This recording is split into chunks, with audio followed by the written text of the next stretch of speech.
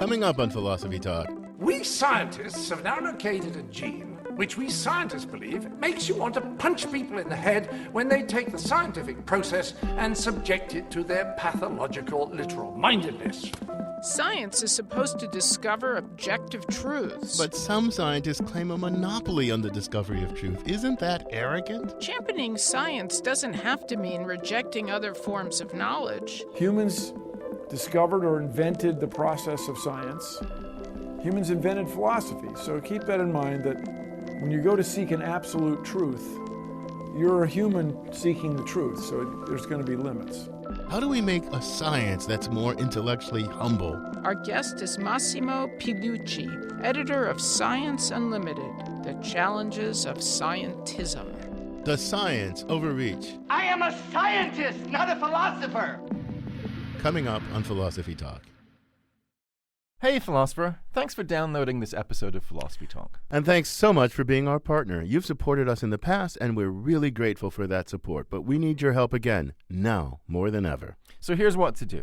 Go to our website, philosophytalk.org, click the donate button, and help us make more of what we know you love. Thank you for listening.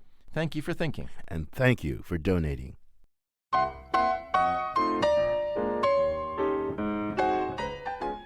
Are there questions that science is powerless to answer? Or is science the measure of all things? Science may tell us what is, but can it tell us what ought to be? Welcome to Philosophy Talk, the program that questions everything. Except your intelligence. I'm Josh Landy. And I'm Ken Taylor. We're here at the studios of KALW San Francisco. Continuing conversations that begin at Philosopher's Corner on the Stanford campus, where Ken teaches philosophy, and I direct the Philosophy and Literature Initiative. And today we're asking, does science overreach? It's the sixth and final episode in our series on intellectual humility. Does science overreach? You bet it does. Don't you agree, Ken? No. I mean, Josh, without science, we'd be back on the savannah hunting with stone axes or something. Okay, look, don't get me wrong. I'm not knocking science. I'm just saying it needs to stay in its lane. Stay in its lane? Josh, science's lane is everywhere. I mean, it's the measure of all things. Of what is, that it is, what is not, that it is not. Who are you today, a Protagoras? I mean, look, science is not the measure of beauty or significance or right and wrong. Whoa, slow down, Josh. Do you take that list of, I don't know, call them untouchables, to be objective or merely subjective? Why does that matter? Well, because if your list of untouchables is objective, then science gets the last word, I'm afraid. I mean, science and science alone discovers and explains the objective features of the world, right? Yeah, I mean, you agree with that. The objective features of the world. Yeah. I mean, start by thinking about, like, quarks and gluons. They're out there. And then all the less fundamental things, like rocks and cells and animals, that are, built out of these fundamental things. Okay, that's a pretty picture, but what's it got to do with beauty? Well, Josh, because if beauty is real, then it better fit into that picture somewhere. And if science discovers that beauty isn't part of the picture, then I'm afraid that beauty's just not real. I mean, beauty would have to go the way of all the dead dogmas, superstitions, and fantasies that science has progressively forced us to abandon. That's why that matters. Oh my God, you sound like a total reductionist. You make that sound like that's a bad thing. Of course I'm a reductionist. What's wrong with being a reductionist? Well, look, even if it turned out that beauty isn't included in that grand list of objective features of the world that you're talking about, all that's going to show is that beauty is an ineffable property of human experience beyond the reach of science. Oh, I know, like figments of our imagination, right? Not like figments of our imagination. No. Look, even if beauty isn't out there somewhere, it's still real. Because, you and I, we're real. And our subjective experiences, they're real too. Well, Josh, I don't know. That depends on what you mean by real. Oh, spoken like a true philosopher. Oh, I wear that as a badge of honor too. Well then, Mr. Philosopher, let me just say this to you. Beauty got its grip on the human mind long before we became so obsessed with science. And that grip on our imaginations, that grip on us, that's going to last, even if one day we relinquish science. Oh, my God, that would be a tragic outcome, Josh. Look, fair enough. I'm not advocating that. I'm just saying, Ken, There's more in heaven and earth than is dreamed of in your science textbooks. Oh, no, you're speaking like a true literary type. Well, what's wrong with that? And look, as a proud literary type, I'm going to insist on something. I'm going to insist. Science is fantastic, but it's never going to replace literature. Literature does things that science cannot hope to accomplish. Oh, come on. Like what? Well, science explains the world, and that's very important, but literature also gets to narrate the world. Narrate the world? What's the big difference? Well, explanation's about causes and effects, but narration is also about experience and meaning and value. Yeah, okay, I get you, Josh. That's an important distinction. But I'm still... Look, I'm going to ask you, can't there be a science of meaning-making, value-having, and experience? Well, maybe. No, not maybe, Josh, not maybe. There has to be a science of it. I mean, because look, after all, we human beings, I hate to tell you this, Josh, we're part of nature too.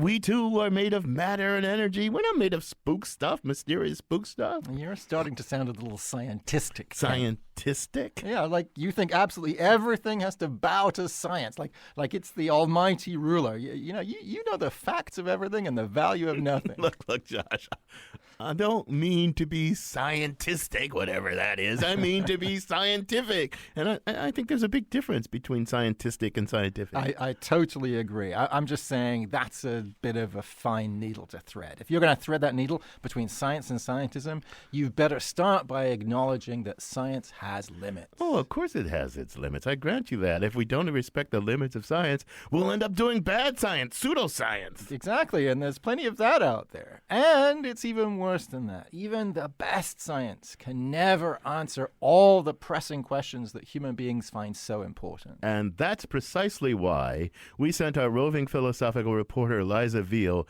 to look at gender through the eyes of science, bad science, and non-science. She files this report. There's a long tradition of feminist critique of science. Various disciplines have tried to objectively describe gender, to find out, is gender more than just a cultural construct? Is it based in biological difference? That's an effort that kind of failed. Helen Longino with Stanford University says it's hard to neutralize our ideas about gender, which is necessary to make objective observations. In a lot of studies, there were already assumptions built into the research itself, whether about how to interpret the evidence or assumptions about how to describe the data. There's this example about how some, mainly male, anthropologists assumed that men changed the course of human evolution. But that turned out to be not quite right. So they figured out that humans adapted because of the development of stone tools. Our teeth became smaller, our posture more upright, because tools made life easier. So the assumption was stone tools were created by men for hunting. So men changed the course of human evolution. But a decade later, women anthropologists pointed out that those tools were just as likely used for digging, crushing seeds, softening roots, in other words, female activities. And so that showed the ways in which the man, the hunter model was really dependent on these assumptions about male activity and female inactivity. Critiquing methodology is part of science. Scientists are always self-critiquing.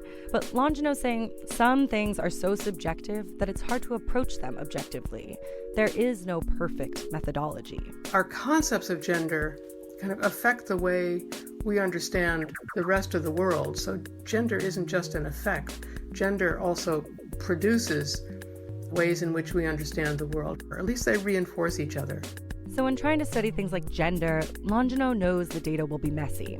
There's no way to control for factors like history and culture in human behavior. There's no accounting for what could be, the limitless potential of the future. Longino says science can't predict how humans are going to change their kind of social and physical environments beyond making kind of very broad general claims that are kind of empty. Gender is always adapting as the world changes, but right now it seems like the conversation is changing rapidly. Younger generations are dispensing with the female-male binary system faster than many could have imagined.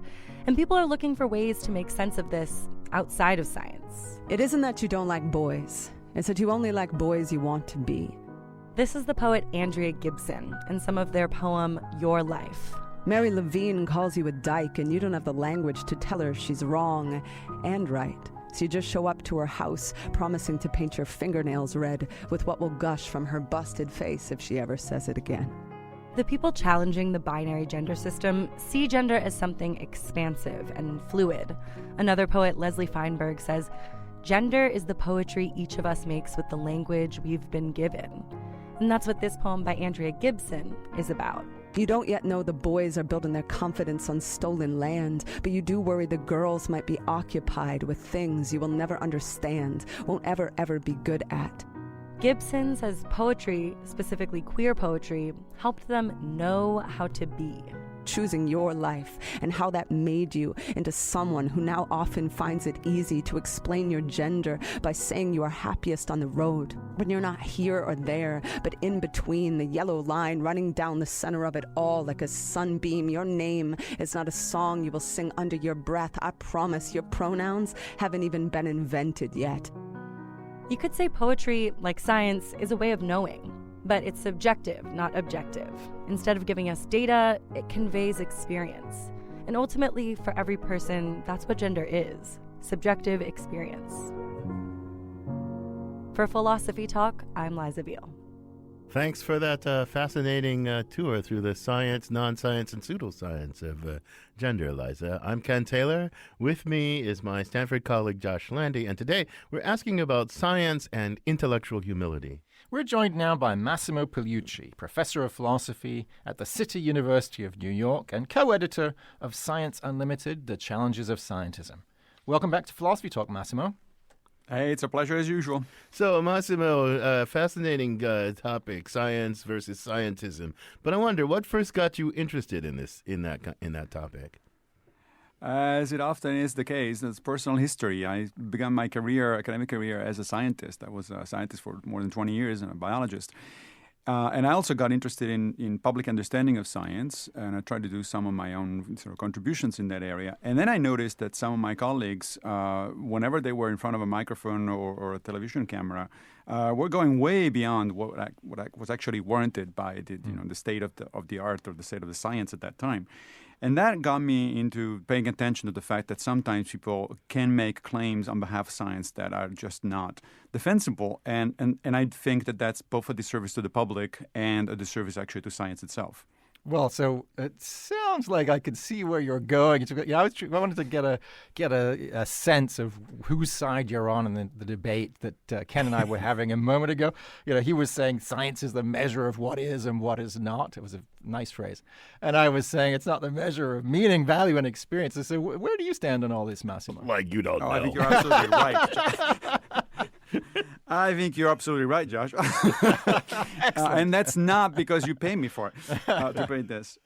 No, so it is an open question. I mean, the book that you mentioned for Chicago Press that I co-edited with my friend and colleague Martin Baldry is a pretty clear sort of example of this, because we have a lot of philosophers there and a few scientists, and they fall all over the place. Some of them are very critical of scientific approach or what they see as a scientific approach. Other ones actually wear it as a badge of honor, and then there are some people in between. So it's not exactly an open and shut case. But let me ask you a question, because Josh kind of avoided one of the things I said to him. I don't know how much I believe everything I said in the opening, trying to get an idea out there. But he didn't answer one of the questions, I believe. Look, human beings make meaning, they make value, they have experiences, but human beings are just part of nature. So doesn't there have to be some kind of understanding of how in nature human beings making meaning and value and all that stuff arises and how it's constituted? Or take Liza's example from the report. There's a subjective experience of gender. Is there ever going to be a science of that, of the subjective experience? Well, I hate to say this, but I think the answer is yes and no. So, for instance, in the case of gender, I love Ellen's work, and I read a lot of her papers and books. But I think that particular example of gender, it's a little bit problematic. Because her own example shows that you can clearly do a science of gender. I mean, yes, the first pass was done by, guess what, old white males or increasingly older white males, and therefore there were certain assumptions built into that research. that, however, can be corrected. Once, in fact, one of Ellen's points in a couple of her books is precisely that the science should be done by a diversity of people, precisely because they bring different perspectives on it. So you can actually check it. So I think what we have to sort out, and we'll have to start doing that in our next segment, is how we. Not that there can't be a science of gender, not that there can't be a science of valuing, but what's it going to contribute versus what the having and living of this value and the living of gender contributes. And I think that's a complicated question that you can't just dismiss with charges of scientism versus non-scientism. But we'll get to that and as we go along. You're listening to Philosophy Talk. Today we're asking whether science is intellectually arrogant with Massimo Pugliucci from the City University of New York. What's the difference between being scientific and being scientistic?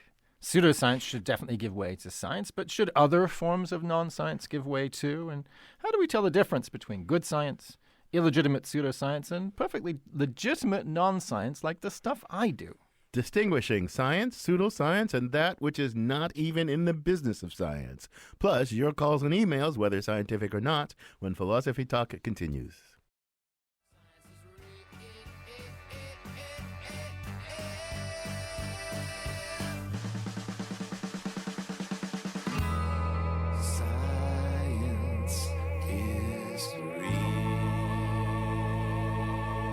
Well, of course science is real, but that's not the question. The question is it the only reality? I'm Ken Taylor. This is Philosophy Talk, the program that questions everything. Except your intelligence. I'm Josh Landy, and we're asking about science and intellectual overreach. Our guest today is Massimo Pugliucci, co-editor of Science Unlimited, The Challenges of Scientism. So, Massimo, I want to draw some boundaries here if you can help us. I think there are two different boundaries. There's that between legitimate science and like pseudoscience. That's one hand. And then there's that boundary between that which is in the business of science and that which is not. But I got to admit, I'm not really sure how to draw either of these boundaries in a principled way. And you're smarter than I am, so I wonder, can you help us out? Start with whichever of the two you find easier to deal with. But help us out. Welcome to the club. It is difficult, and it's difficult because both boundaries are, I think, inherently fuzzy. I do think that the easiest one or less difficult one is the one between science and pseudoscience. And the reason for that is because pseudoscience, broadly construed, is understood as some kind of enterprise, like, parapsychology, for instance, that pretends to be science, meaning that it has all the trappings of science, publications and experiments and things like that, while in fact it demonstrably is not. And so that's somewhat easy, at least in most cases, to draw that kind of boundaries, although there are, in fact, borderline situations. But when you come to the other... Yeah, go ahead. Sorry. Go ahead. When you come to the other, it's kind of... now you're dealing with the entire universe of human understanding. Yeah. So it's much more broad. So, Josh is not a scientist. Thank you. Right? But I've heard you lecture. About how to understand a text. And you say you have to have a conjecture and you have to have evidence. Right. And the evidence has to, the conjecture has to be supported by textual evidence. Yeah. And that sounds very scientific. Yeah, so why isn't what you do right? scientific? So, first of all, I should say I'm a huge fan of science. So, we're all three of us, I think, sitting in this middle ground where we're lovers of science, but we also want to find the limits. Yeah. And so the other thing, I totally agree. So Ken's totally right, Massimo. I wanted to throw this over to you. It sometimes seems to me that, in fact, the standards of evidence, if you're doing it right, if you're doing literary criticism right, if you're in an aesthetic field, you're still making arguments. You're still drawing on evidence. Aren't they a little bit comparable to the standards of evidence in some of the natural sciences? Yeah, I do think that they're comparable, but there now we need to ask ourselves another question. We seem to be talking as if we actually knew what science is. Fair point. We had, okay, right? Let's start from that. Yeah, and the problem is that sometimes people that are, some of my colleagues who are more scientifically oriented, essentially when pushed, they give a definition of science that is essentially coextensive with human reason. For instance, very, very interestingly, they seem to automatically include both logic and mathematics within science. And I think that logic and mathematics are not science. They're very useful to science, but they're not. They're outside. Because they're not empirical, they're not, they don't do experiments to settle whether modus ponens is valid or not, and things like that. So it depends on how you think of it. Yes. So do you think that that's one of the criteria for distinguishing what's science and what's not science? I would say theory-driven or largely theory-driven systematic experiments and observations are the kind of thing that tend to identify something as a science. But even there, I mean, think about it this way. There's two dimensions. First of all, there's a lot of different kinds of sciences. Physics is not the same thing as biology, which is not the same thing as psychology at all. I mean, they work differently. Some of them are historical sciences, some of them are not, some of them are more experimental, some of them are do experiments at all. Not only that, but the definition, the concept of science actually changes throughout time. What Aristotle was doing on the island of Lesbos, was that science? Yeah, by some understanding of it, but certainly wasn't nothing like, the science that we know today. Was Galileo doing science? Yeah, it was closer, Right. but not quite. Okay, but let me give you a different thought. I mean, I get your point that science has no fixed essence that can be articulated in necessary and sufficient conditions. It's a kind of sprawling thing that's like a Wittgensteinian family resemblance. That seems plausible to me. But here's the thing. Suppose I ostend the total fabric of science rather than define it. I just say, there it is. Right? Now, here's the thing about that enterprise in its sprawling totality. It's extraordinarily successful, and moreover, it's extraordinarily good at doing something it's really hard to get in philosophy, and I think in literature too. A convergence of belief, driven by considerations that are out in the open and public and all that stuff. And so, I mean, if you say you mean this temptation to equate that with human reason, I understand where that comes from. Because if reason is that thing that produces consensus among well-reasoning creatures, well, science is the main place where we see that operative. Do you think there's not anything to that thought? No, there's a lot to that thought. But again, think about alternatives. So it's well known, for instance, that in mathematics and logic, complex problems have sometimes multiple solutions at which you can arrive in different paths, and no solution is necessarily better than another. That's true. So in other words, a lot of what we do outside of science, actually, in a lot of cases, the facts really underdetermine, so to speak, as philosophers say, the outcome. There's more than one way of looking at a number of complex issues. And yes, the lure of science is precisely what you're talking about. But can I give you an example of where it runs into limitations? Definitely. So I was reading just before coming in the studio today this thing. This has to do with economics, which aspires at the very least to be a science. Certainly the most scientific of the social sciences. It's the dismal science, though. Yeah, exactly. Well, so here's what happened. A few decades ago, there was this incredibly successful program in sub-Saharan Africa, led by the World Health Organization, to counter a particular parasitic disease that causes blindness in people. Okay. And the program was incredibly successful. Okay, it prevented hundreds of thousands of people from going blind, which I think the three of us would agree it's a success. Sure. Now, the economists that were involved in the program, however, could not show that it was worth it. What? Because they did a cost-benefit analysis. And the analysis came down to be inconclusive. Oh, and the reason it can be inconclusive, right, is that the people who were being helped were so poor that the benefit for saving their eyesight didn't, in fact, have a lot of monetary impact. Oh, my goodness. In fact, they quote, and here is a quote from the report. They say, these are humanitarian benefits associated. There are humanitarian benefits associated with reducing the blindness and suffering caused by the disease. But these benefits are inherently unmeasurable, and we will not account for them. Well, what did you say to me in the opening, Josh? I know there's something that... the facts of everything and the value of nothing. So that actually brings me to a broader question, Massimo. One area where some people think there's overreach, right, where science really can't answer the questions is the domain of value.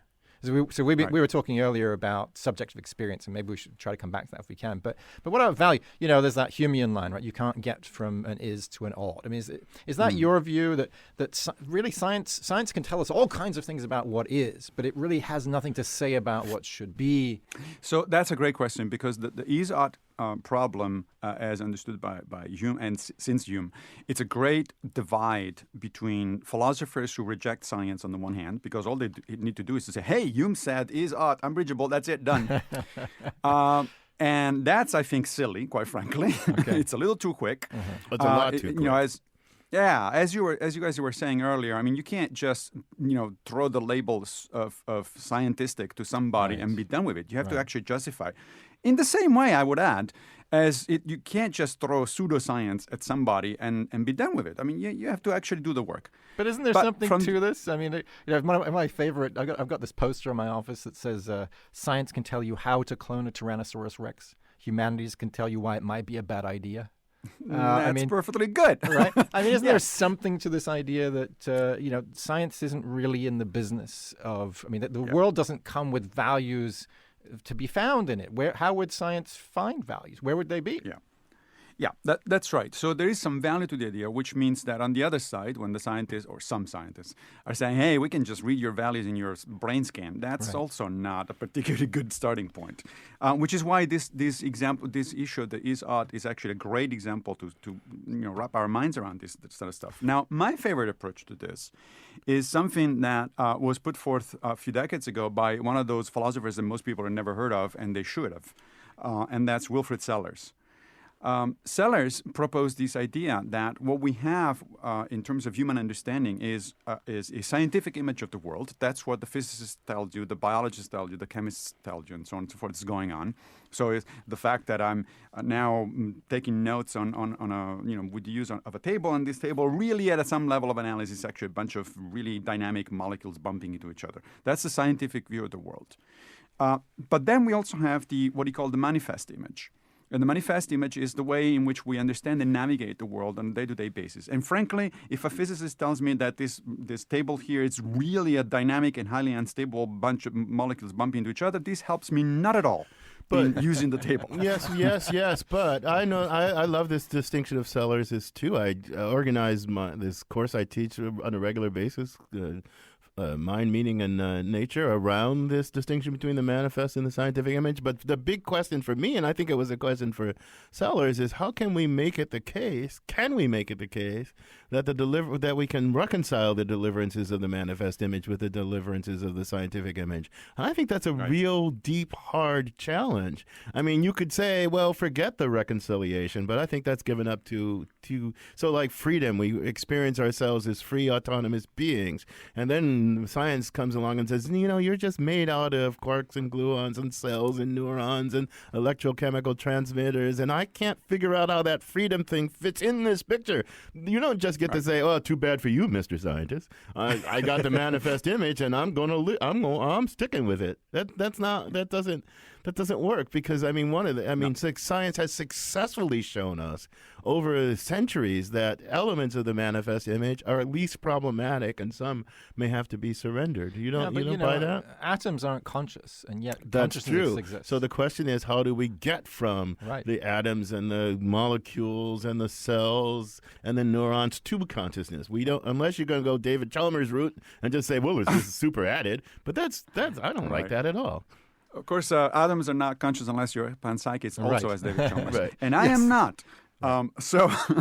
Right. I think you're absolutely right that this problem is a complex one. That's why Wilfrid Sellars and some of his students actually thought that this is a major goal for modern philosophy, right? That developing and maintaining and fine-tuning this, what he called the stereoscopic view, that keeps in mind and sort of interact with the two views is in fact a major research program for modern philosophy. So let me say, so I want to go back to value. I think it's true. You poo-pooed the idea that we could look at a cerebroscope and say, here's what you value. But again, I'm not talking about, Josh said values are not out there. Some people would disagree with that.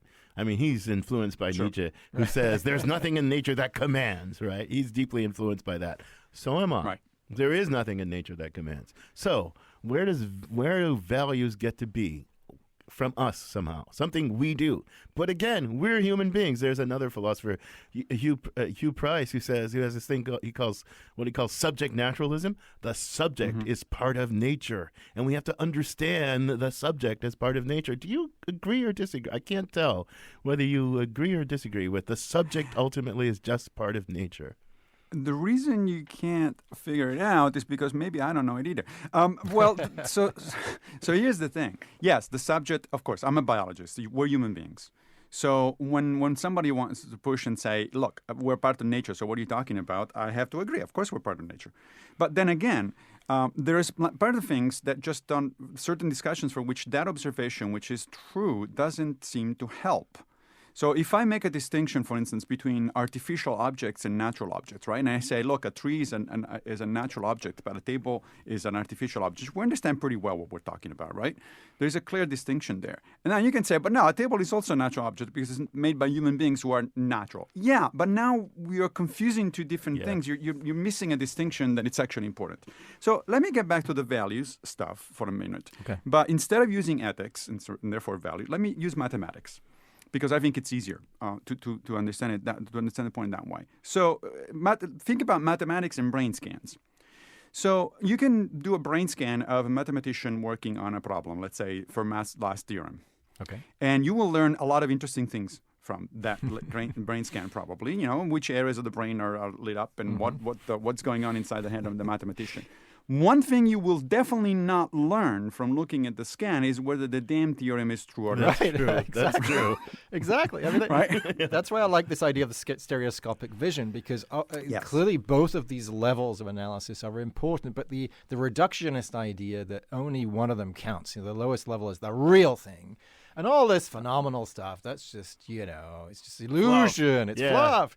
I can't buy that at all, right? It doesn't sound like you buy it either. It seems like we need the stereoscopic And vision. I agree with you both, but I do have to say, I think we should distinguish between like studying the cognitive, cultural, psychological basis, for example, of human valuing and living out our values. I mean, ethical life is one thing. Ethical life is never going to be replaced by a science of ethical life. I mean, but I do think there can be a science of our creation of ethical life. There can be a science of our creation of political life, a science of our creation of economic life, but that doesn't substitute for like living the life. Right. That's the thing that I think the scientific it could be a characterization of the experience, but it isn't the experience. Right. It's not the doing, right? It's understanding the doing.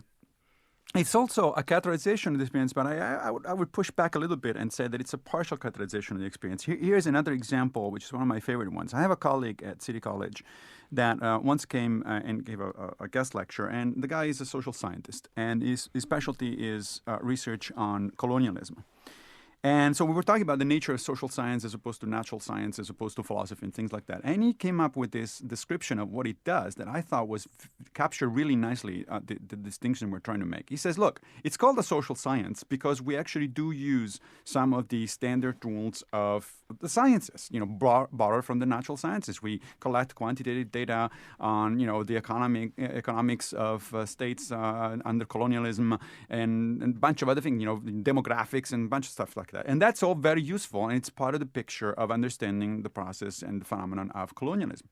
But he said, then I also have to spend a lot of time reading the personal diaries of people who lived under colonialism on either side, and books and even fiction written about colonialism by people who lived it, again, on either side. Because if I don't get that, then I can't make sense of the human experience that all those numbers and objective measures kind of sort of give me a framework for, but they don't give me that. They don't give me the human experience. Okay, so this is all good stuff, and we're going to take some callers after the break and dig in some more, but you're listening to Philosophy Talk. We're thinking about science and intellectual humility with Massimo Pugliucci from the City University of New York. Science professes to be a form of intellectual humility, and it often is, but sometimes scientists get tempted to become scientistic, and then they abandon humility in favor of intellectual arrogance. How can we prevent this from happening? Resisting the lure of intellectual arrogance when Philosophy Talk continues.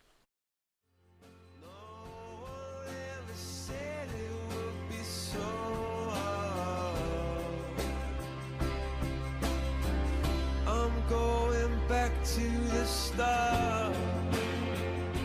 Science may be able to help us achieve progress, but doesn't the heart speak a language that science cannot grasp? I'm Ken Taylor, and this is Philosophy Talk, the program that questions everything. Except your intelligence. I'm Josh Landy, and our guest is Massimo Pugliucci from the City University of New York. Today we're thinking about whether science ever overreaches. And we've got a caller on the line, Peter from San Francisco. Welcome to Philosophy Talk, Peter. What's your comment or question? Well, first of all, it really is it's a great discussion, And what I'm noticing as I'm listening here is that what appears to be the arrogant side of science that you're talking about is when science assumes that there's a certain truth and that we're searching for the truth in reality. Whereas I think the other part of the conversation, which I think is more relevant, is that science is an ongoing conversation that has a certain rigor to it, and that's the rigor of logic and mathematics. But there's never an end to it. There's never an end to the conversation. It just continues. Well, thanks for the comment, Peter. So, Massimo, what do you think? I mean, I think there is something to science as an ongoing, self-correcting, right, continuous thing that is willing to reconsider even what it takes to be received. And again, you said there's this temptation to think about, to equate science with reason. There's another source of that temptation, the kind of continual self-correcting nature of science. And not politics isn't like that. No, it's not. But so I think one way to think about it is in the difference, let's say, between a scientific theory and in a philosophical account. I don't like to use the word theory in philosophy, but let's say account. So let's say, for instance, we're talking about the difference between utilitarianism, deontology, and virtue ethics in ethics, right? In meta-ethics discussions. Okay. If on the one hand, and on the other hand, we're talking about, I don't know, the standard model in physics versus string theory. Now, when it comes to the standard model versus string theory, one of them is going to turn out to be true or closer to the truth than the other one. And this is an empirical question that potentially, at least, it's going to be answerable in certain ways. I say potentially because, you never know if you have actually enough of the sort of what it takes technically and brain power-wise to do it. But potentially it's possible. On the other hand, if you ask me to say, to answer the question, is virtue ethics true? I'm going to look at you with a very puzzled look and say, I don't know what you're talking about. Really? That's the wrong question. Right? I mean, virtue ethics or utilitarianism or deontology, is a framework. So you can ask me if it is coherent, if it involves, for instance, contradictions or inconsistencies, or you can ask me if it is useful for certain things, what it's supposed to be doing, guiding us through life and making decisions and so on and so forth. But true? So I'm not sure I agree with you about that, but I do agree with you about something, what I think is underlying your reluctance to call virtue ethics true. And because philosophical conversations, like scientific conversations, I think are long-form conversations spread over centuries, right? And some of it is about what is so, but some of it is about what we ought to do. Some of it is like trying to answer to what's already so. Some of it is trying to make, what should we make be so? And it's long form and it's spread over and there's lots of give and take and there's burdens discharged and burdens not yet discharged. And it's a form of extended rationality too. I suppose literature is the same way. Yeah. But I liked what Massimo was saying earlier about needing to read literary texts in order to understand colonialism. Obviously literature has many different functions, values, and purposes, but the delivery of phenomenological data is definitely among them. You get to feel like we experienced with that poet, the slam poetry that we heard in Liza Veal's report. You get to feel what it's like to be a kind of person that you aren't. And that's really vital, and that's not really substitutable. So let's get some more voices in here. We've got Russell in Palo Alto on the line. Welcome to Philosophy Talk, Russell. What's your comment or question? Hi, I'm happy to be with you. I want to tell you I was the co-founder of a ESP research program at Stanford Research Institute that ran for 20 years. We were working for the CIA and other parts of the government. We found downed airplanes, kidnapped American hostages, Russian submarines, Soviet weapons factories. You were the X-Files. We were the real X-Files.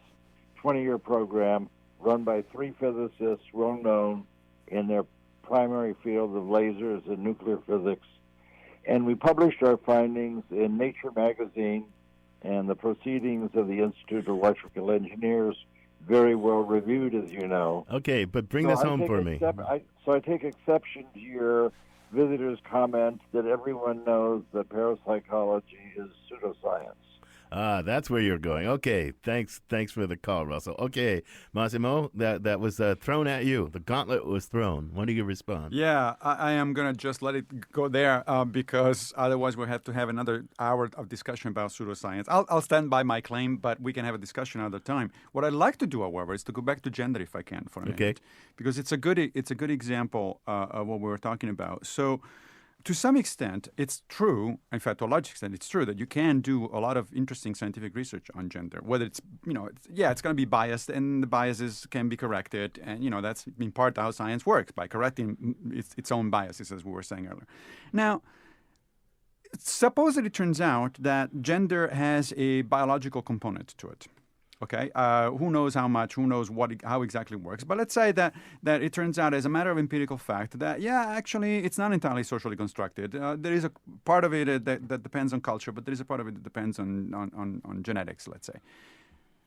Who cares? In terms of what we're actually talking about that matters, that is, the rights of people who think of themselves in one way or the other, who are transgender or not, who identify themselves in one way or who are gender fluid or whatever it is. Why does that matter? Well, it's a similar. Here's the way it might matter. I don't know if it does matter or would matter. I'm not saying, but here's how it might matter. It increases our critical self-understanding.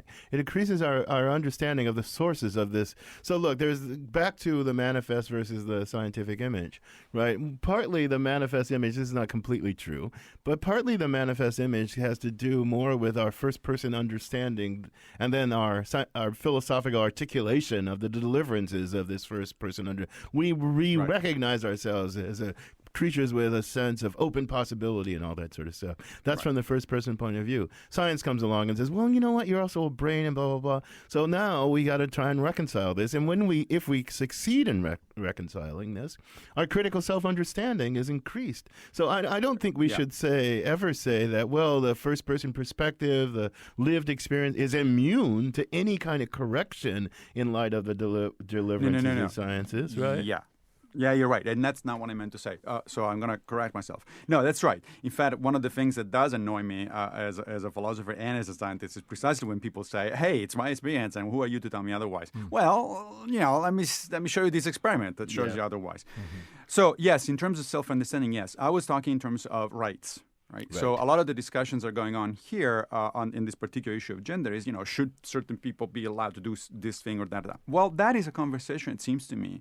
It's being conducted, and it should be conducted at the level of what is a right and what are we granting when we grant certain rights, and these are societal agreements.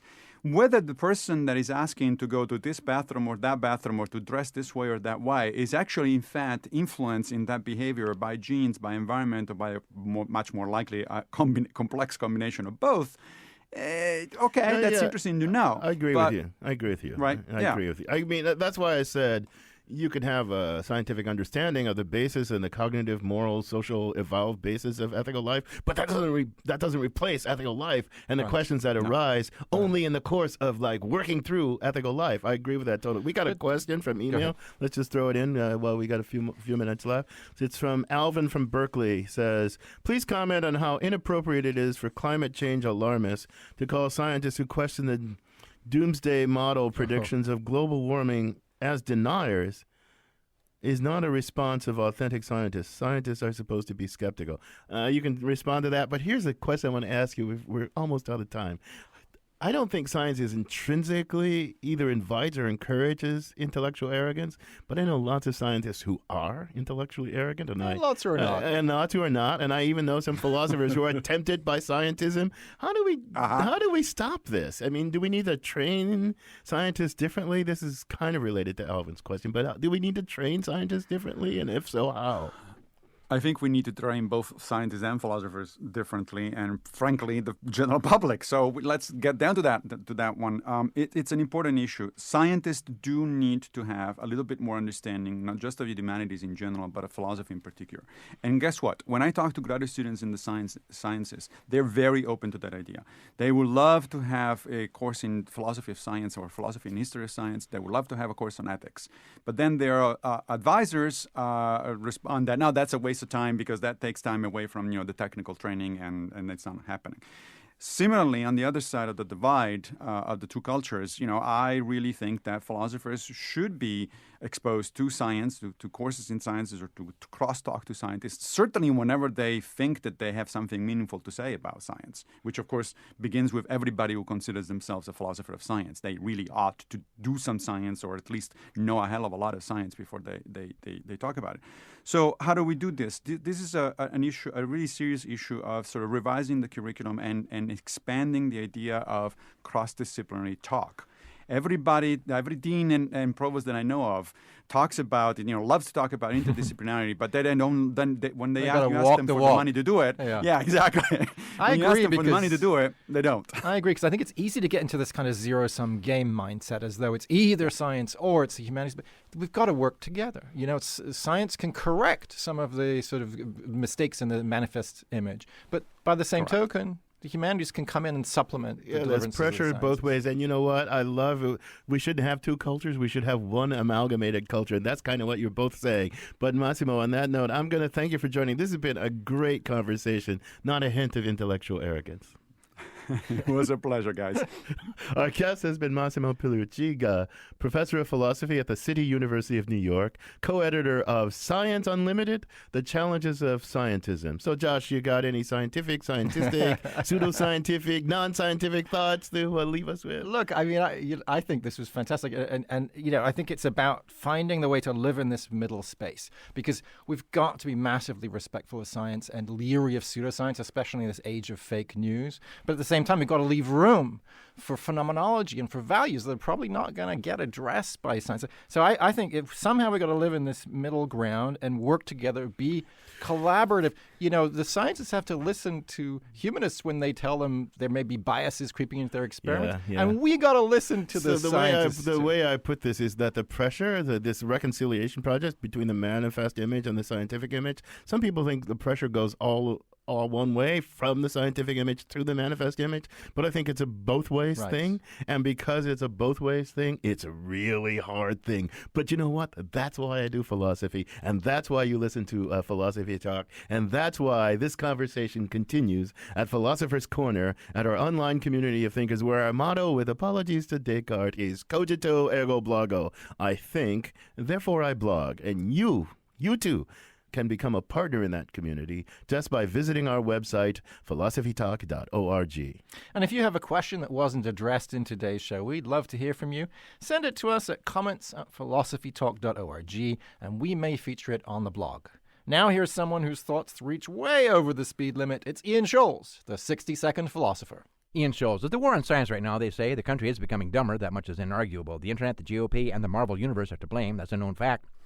As far as science goes, science got into trouble when it started to claim things for itself that probably should have been left on the table. Probably not science's fault, just lazy journalism, but every day, still, we see headlines like, the science of the deal, get something down to a science, the imperfect science of tariff building, the science of dating, the science of cheating, survival, and Bitcoin. So science is everywhere, but most of it's fake, a shill. And some things that used to be science-y aren't anymore. Psychiatry and astrophysics come to mind. Movies and books used to be full of shrinks and physicists sorting it all out for the audience. That's right, little Timmy. Ordinary electricity is deadly to these Martian invaders. Remember Simon Oakland at the end of Psycho, mansplaining Norman Bates to lawyers and police and us? Ironic, since he later became Darren McGavin's newspaper editor and Night Stalker. Even as Darren McGavin unearthed vampires and werewolves in urban environments, Simon Oakland didn't want his newspaper to report anything. Night Stalker was an inspiration for X-Files, which also spent years not explaining mysterious goings-on. See, America got tired of this planning. We love to fix cars, but the new ones got too complicated and connected to the internet, which is just wrong. We still love to build model trains, but where do we put them in our tiny houses? Popular Mechanics and Science Digest have been replaced by Google. Science lost its hold in our technophile hearts. For years it was, it ain't rocket science, it ain't brain surgery, applied to almost any mundane job you could think of. Then it trickled up to rocket scientists and brain surgeons themselves. They ain't so special. Computers are half of it. A robot could do their job. Soon we embraced our ignorance, Googled or bribed our way out of jams, and came to believe that pretty much everything in the world is a scam, a sham, a shame, and a wonder. Science is not much help, frankly. We turned to Fox News and folk wisdom. Old wives' tales, except my one grandma didn't speak any English, and the other grandma, frankly, was kind of racist. They taught me nothing. A stitch in time saves 9, for example. 9 what? 9 stitches? How big a savings is that, really? How many stitches does time have? If it's just 1, the old wife is lying to us. And if there's 1,000,000 stitches in time, 9 stitches saved is an insult to time spent. What's the point? It's why grandmas keep themselves to themselves these days, and science is mainly about pharmacological breakthroughs, treatments for diseases we developed just so science could give us drugs for them. Along the way, Big Pharma, a.k.a. Science Daddy, also gave us a new miracle painkiller. Don't worry, we were told it's only addictive if you crush it up and snort it. Well, thanks for the tip, Big Pharma. As you know, addicts do not consult their physicians before consuming. So you might say, we have no more science. Just consultants, startups, rampant fraud, addicts, the rise once more of fear and superstition, paranoia, denial, and the end of civilization as we know it. As we know it, mind. As we have seen, we no longer know much, and a little knowledge, Grandma taught us, is a dangerous thing. But maybe not. Grandma might have got that wrong, too. How little knowledge is too little? Who measures that? I know they don't measure ignorance in school anymore. That's a known fact. I gotta go.